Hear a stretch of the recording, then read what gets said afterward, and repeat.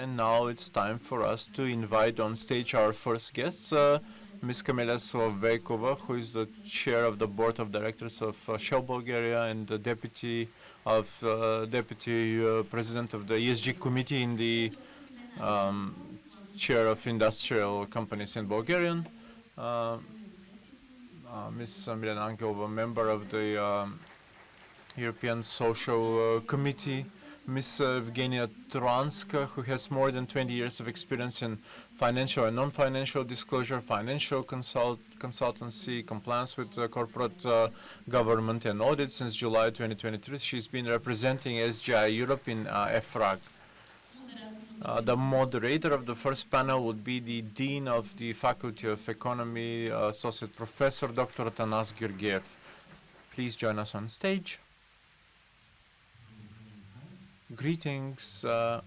Thank you, Dara, for your welcoming words. Thank you for the organizers of the conference, ESG News BG, for putting us all together here in this discussion forum. So, for the first forum of this type of event, let's kick off with a shot at the target. So, what is the green gap? What do we need to go through as challenges, to overcome challenges, to get where we want to be? And as we were joking before the start of the panel, a possible translation of this is one thing is to want to do something, and another thing is to actually be capable of doing something, and then to actually do it and to follow up on all of these actions. So how are we going to achieve our objectives? Do we have enough time to achieve those objectives? If it's not enough, how can we accelerate the process of getting there? And because the environment, as people or representatives of the business, let's remind ourselves that sustainability does not mean reduction of efficacy and effectiveness. No, sustainability means finding new ways to be more effective, better, and contribute with added value to the public. And I am so glad that today in this panel we are going to hear some diverse and interesting points of view on this topic. We're going to start with a presentation by Ms. Kamila Slovekova. I would like to ask her to present to you how sustainability looks like from the side of Shell. What do we need to go through as business and community and society? Thank you. Good morning, everybody. Thank you for being interested in this event. Thank you to the organizers for inviting me to participate. As is already clear, I represent Shell Bulgaria. Before I kick off my presentation, I'm just going to very briefly show you a cautionary note, which is a standard legal procedure for public companies such as Shell, with which the companies would like to know that they don't take any responsibility for future investment decisions. This is important, and we need to start off with that. As a company, Shell is facing the challenges of the world today. It's facing the challenges of the changing energy system, and it is the reason that the company in 2021 to announce its sustainable development strategy, which is called Powering Progress or Accelerating Progress in literal translation from Bulgarian, which has the objective of turning the company into an energy company with zero net emissions by 2050. Of course, the company will continue providing newer and cleaner energy solutions in the meantime. What you see here on the slide has to do with 4 pillars that have direct bearing to ESG. So, first of all, of course, generating shareholder value. The employees would be active participants in the energy transition, and of course, it will offer partnership of the business clients and the public with the purpose of reducing their emissions. Shell has taken on this objective, and there are some transitional climate goals, and we are progressing on these goals in 2022. Just let me show you one number. that really demonstrates the emission reduction from company-owned operations up to 30%, and I think we are getting there, more than half of the road to success, getting up to 50% by 2030. These are the ambitions of the company. I would like to start with them and outline the roles of everybody who takes part in this process. As the moderator said, it's not easy to identify what the green gap is. This gap, which may be even an abyss, I don't know if you want to think dramatically, it does exist. And so far, we seem to have more questions rather than answers on the ESG topic. We have mentioned some of the questions here. I'm sure you have more. And I'm going to start with a few of them. Where are we now and where are we heading to?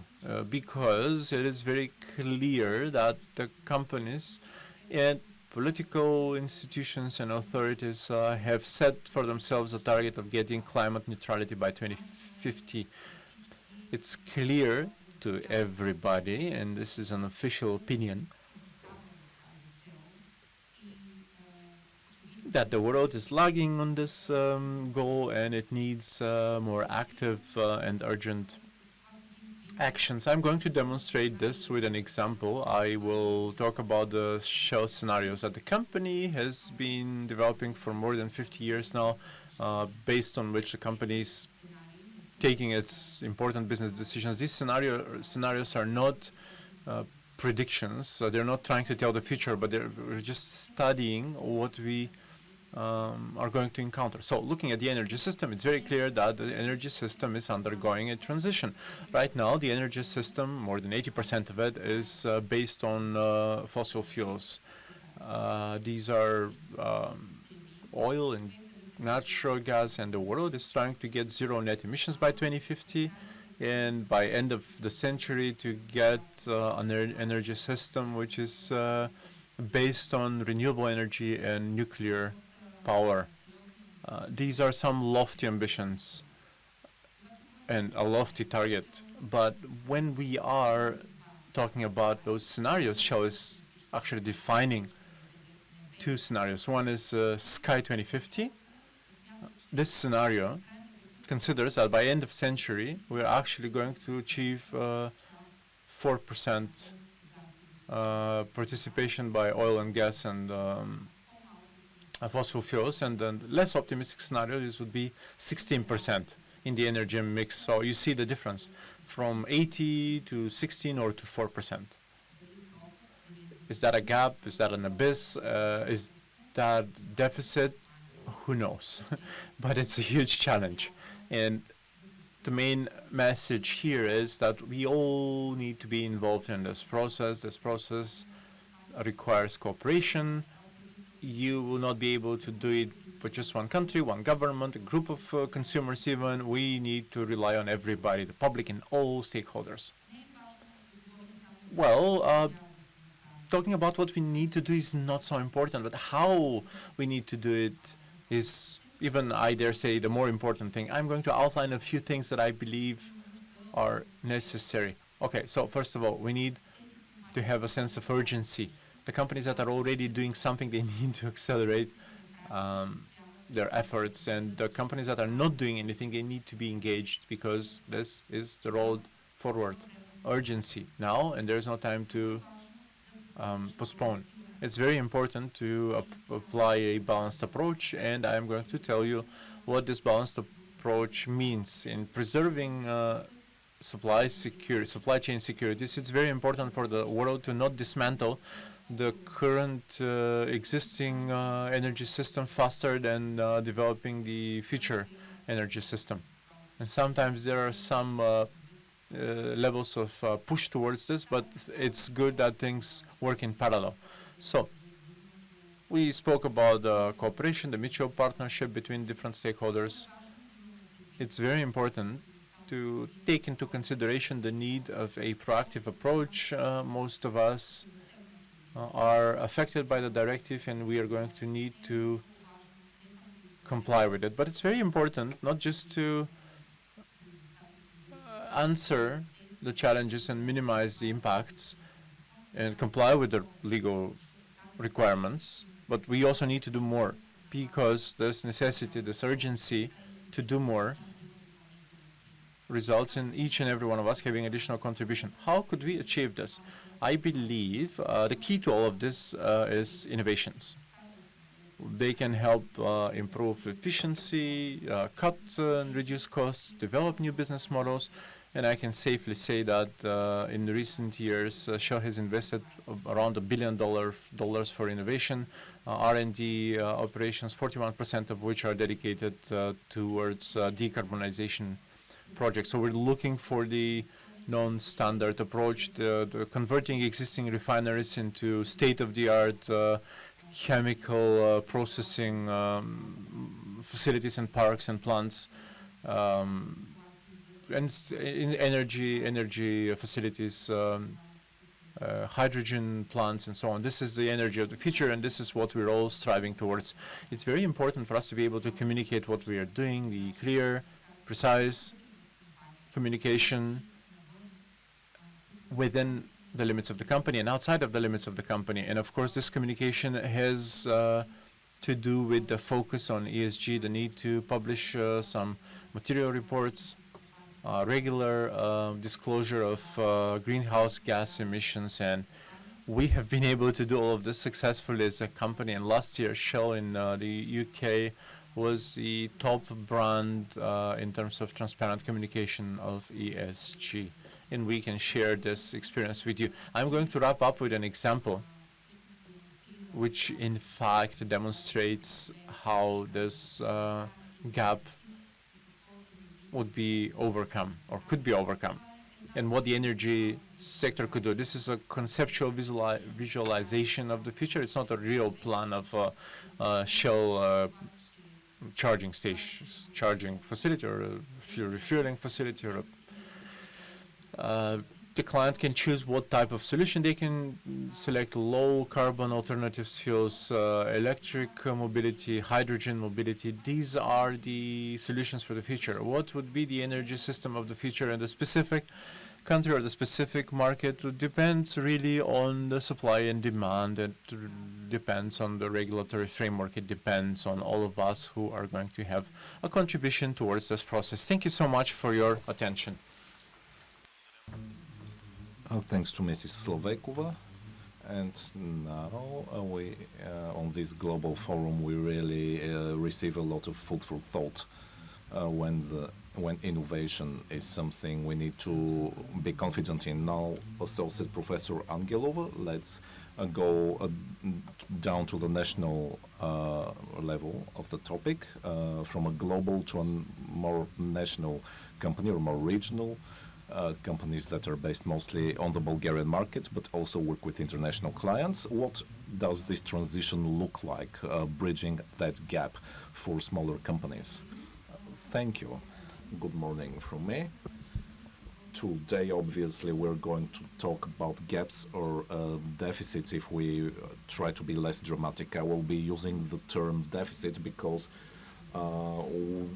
we think those deficits can be overcome, and we're here. If we say a gap, it sounds like something you can fall into.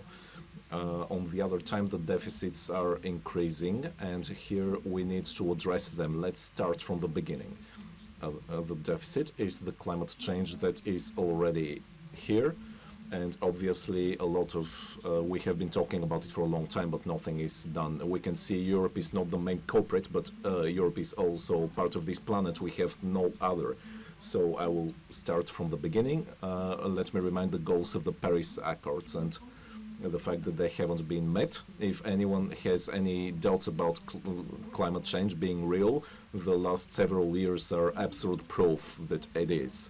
Let's see what is going to happen if we do not start addressing those deficits immediately. First, we saw this summer the disasters that occurred in neighboring countries and in Bulgaria as well. What I'm deeply concerned about are the changes related to water resources.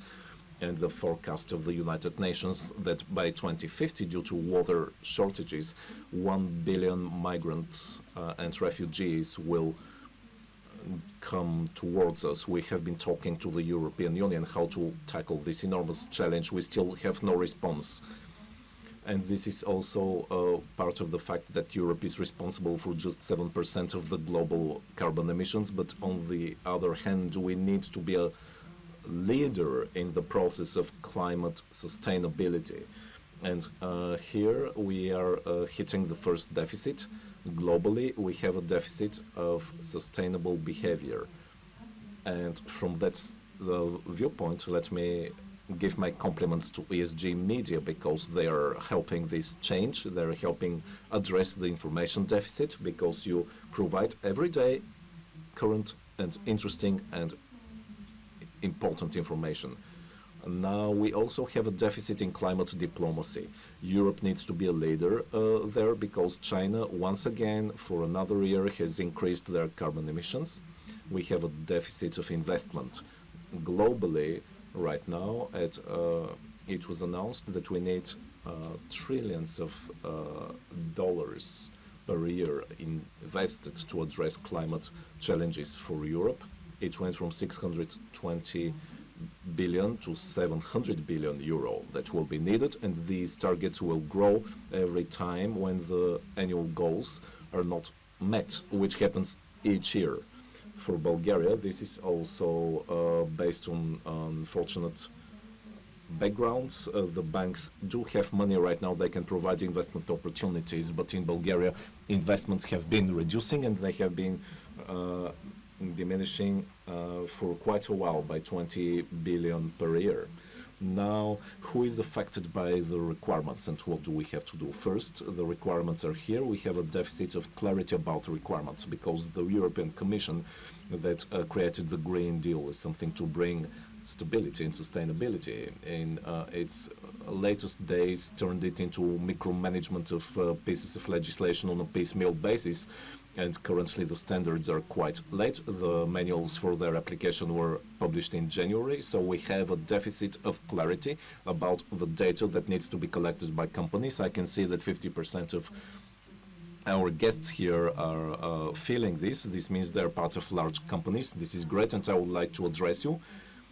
Small companies heard for the first time in the middle of last year that they thought the directive wouldn't apply to them, but that's not true. When they're part of the supply chain and they're looking for funding, they need you.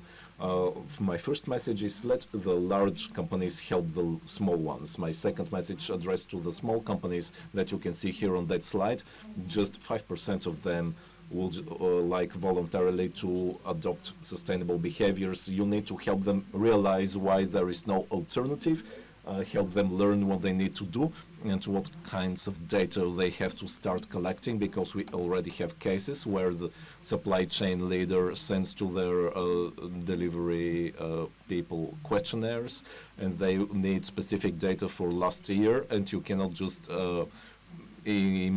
conjure something out of thin air. You will need specific evidence. Here, I know Mr. Kielczuk-Wotrzyński is more competent than me for the requirements, but let me just say that we have a deficit of evidence. 1,100 information units are contained in the financial reporting standards, and you can see the percentage of mandatory ones and the ones who depend on the material interest on the company, and then almost 300 of them are voluntary. What does all of that mean for SMEs? First, we have no time to waste. Secondly, to be able to report, you have to do something. There are 12 main areas where you need to take action, and you have to start collecting data immediately. Thirdly, to regulatory and state authorities. If we don't help Bulgarian business, it will fall into that green gap, and we will have SMEs that are 99% of Bulgarian business. They will go there because they don't know what to do. The information will be requested retroactively, and they will be unable to respond. My message to everyone in this room is, let us say We need to know what to do by elements of the standards for energy efficiency, water efficiency, human resource management, and social components. And my last message, with which I'm going to close, is participate in various memberships and associations. For example, according to the definition of volunteering standards for SMEs, the social dialogue part recognizes efforts of the branch association or industrial association you are a member of. This will also help you with your reporting for your employees and supply chains. I hope you will have a great discussion, and I'm glad today's event has so many competent people together that will make sure this information is spread and we don't fall into the gap. Thank you. Thank you to Associate Professor Angelova. And before we move on with certification and requirements, an association did a presentation for. Let us remember that this is a global game of competitiveness, and the ones who determine the standards and can implement them are doing this because they know they can comply with these standards. And so we have to remember that we are on that part of the fence. The European Union is standards setter, and we hope to be able to meet the standards to be more competitive on a global scale. So we are all in the same boat, and the question is how to row harder in order to avoid the direction we want to not occur. So what's Bulgaria's position in terms of competitiveness for this process, and what side of the fence we want to be on in this process? Now we carry on. Mrs. Trojanska, what is yet to come? How can we bridge that gap with data that we heard about, and this deficit of understanding or clarity for some of the stakeholders on the market on what to report and what we need to comply with? Thank you. Hello to everyone. I have the honor of talking about standards that created a lot of trepidation and perhaps even fear last year when this directive was adopted by the European Commission. This directive is in force since January 1st, 2024, as the representatives of large businesses here know. They have to report and create full sustainability reports. This scope will be broadened next year, and from 2 to 4 years onward, SMEs will also have to report. Some of them will be obliged to do this if they're public, but we expect even the non-public SMEs will be forced to or will have to report voluntarily. So let's talk about the standards. The existing standards for large stakeholders are 12. They cover the main topics of sustainability, ecology, social topics, corporate governance.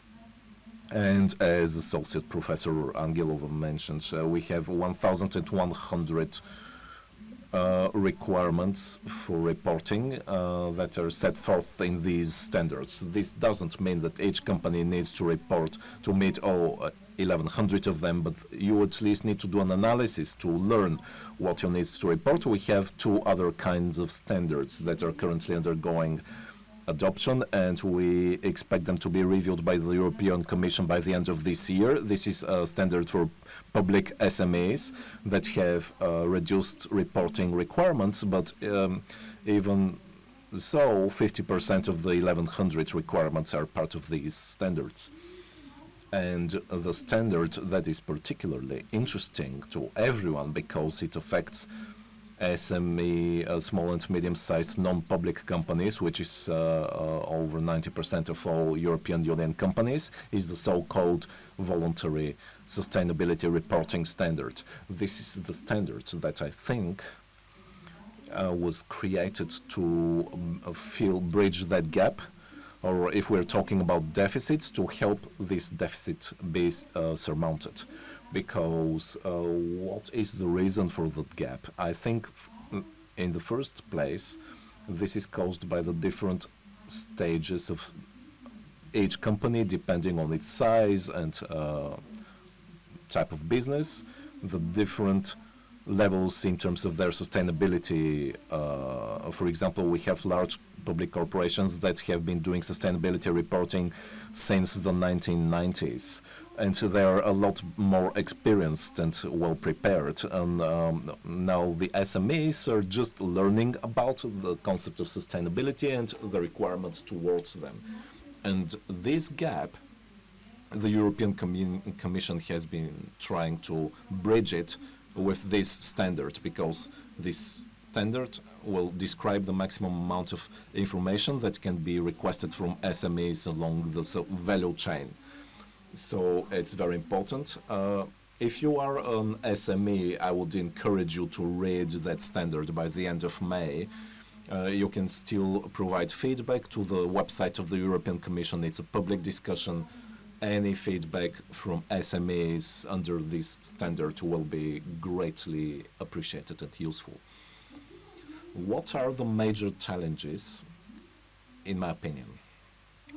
And the first one that a previous panelists mentioned is that we cannot report something that doesn't exist. Due to the adoption and quick entry into force of this directive, this caused panic, and people became hyper-fixated on these reports, who could write the report. But we need to take a step back and think if we have anything to report. Do we have a strategy? Do we have the plans? Do we have actions that already we are doing on the road to sustainability? Do we have people who are competent and who can lead this process in our business? This is the first step. We cannot have a report if we don't have these elements already present. We were already talking about the scope of the reporting requirements. It's huge. This is why it's so important as one of your first steps to do a good analysis for relevance. And materiality. We do not have to report everything. It doesn't all apply to our business. We need to focus on just a few sustainability topics that are relevant to us and that will truly bring us to some progress. How are we going to measure? Usually we need some technical assistance. Not all companies have the resources. Not all companies have the capacity to do the quantitative measurements that need to be incorporated in these reports. What are our quantitative goals? How are we measuring and complying with them? How are we reporting them?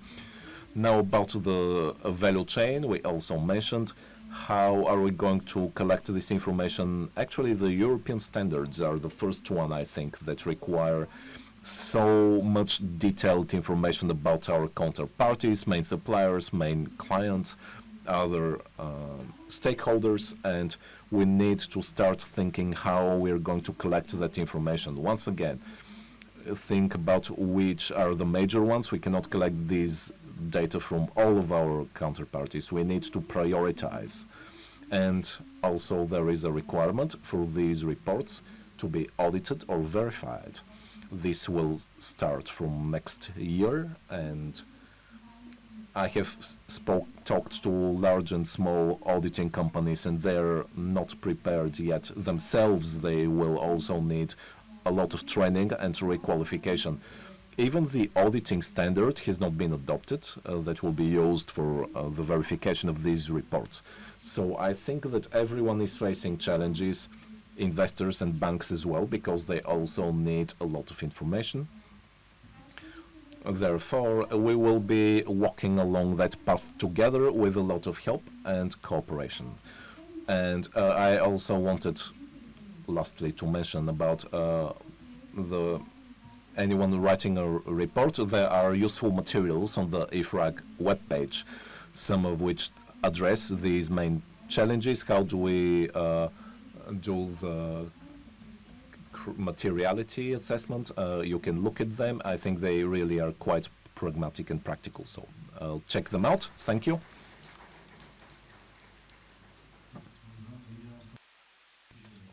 Maybe I only have time to close the panel. Okay, we have some more time. Perhaps I could once again affirm what was said. I have three words in my mind as a result of this discussion about the upcoming process: information, innovation, investments. So the three I's. Is that all that we need to do? Is there anything else that we need to do? Or listening to the other colleagues in the panels, would you like to maybe add something or comment on this discussion? Maybe we can take the same route. First, Ms. Slovekova. Information, innovation, investments. These are the keywords. It's important to say that right now this cannot be postponed. Actions need to be taken urgently, and this will not happen just with a few participants. All stakeholders need to work in this particular direction. Yes, I have a way. Create your transformation plans. Put in real KPIs. Report the progress on these KPIs with real evidence. Then you would know that if your partners come, your supply chain partners come and demand or want to get some information, you have information to respond with. And this transition is happening automatically. I also mentioned, it doesn't happen automatically. Join the social partners. Please start collecting information so that you have information to report the next years. I would like to add something else as well. Mentality shift. Yes, afterwards we go to the information, investment, innovations. First of all, let's change our mindset. Let's have strategy. Thank you, everyone. I'm really glad that we did this panel. We were able to fit within the allotted time slot, and let's use this opportunity to thank again our panelists. We give you the stage back for the follow-up panels. Thank you so much.